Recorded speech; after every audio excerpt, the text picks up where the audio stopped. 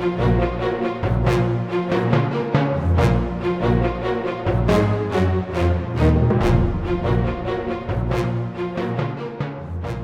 August 1944, the Battle of Normandy was over. The defeated Germans pushed back over the River Seine in disorder, most of its panzer forces destroyed or abandoned in the Falaise pocket. In order to prevent a rapid Allied breakout beyond the Seine, fresh panzer forces were moved forward to assist a rapidly cobbled-together German defense, including the fearsome King Tiger, Germany's most terrifying heavy tank. The story of one of these tanks, currently on public display at the Tank Museum at Bovington in England, very much demonstrates how these mammoth machines often fell prey to mechanical weaknesses rather than enemy action, costing the overstretched Germans dearly in valuable equipment and trained crews.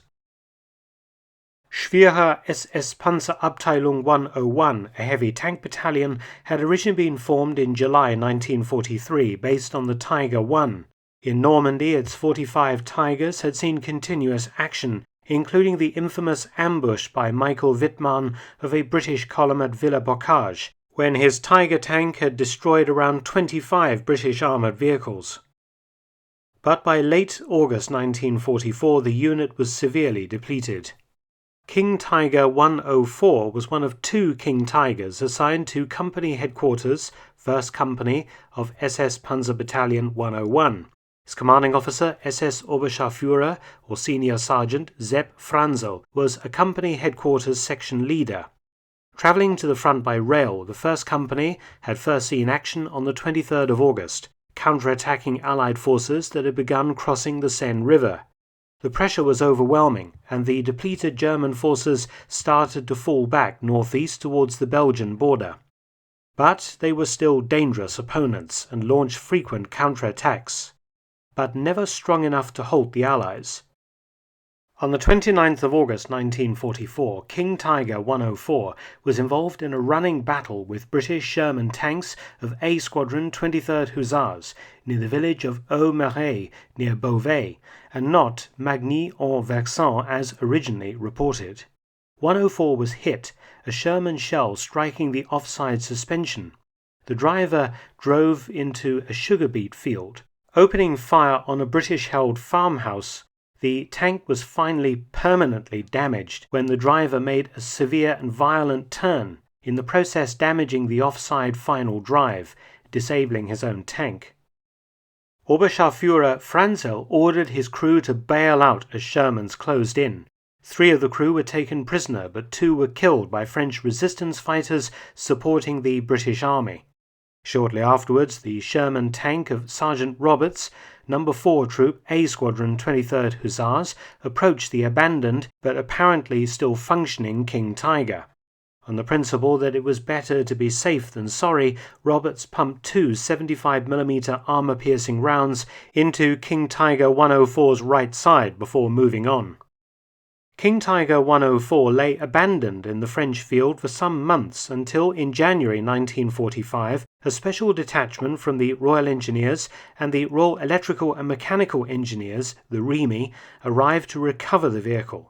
The King Tiger was dragged out of the beet field and loaded aboard the biggest tank transporter the British possessed, designed for the Tortoise heavy assault tank, a design of tank never adopted by the British Army, and driven to Calais on the English Channel coast.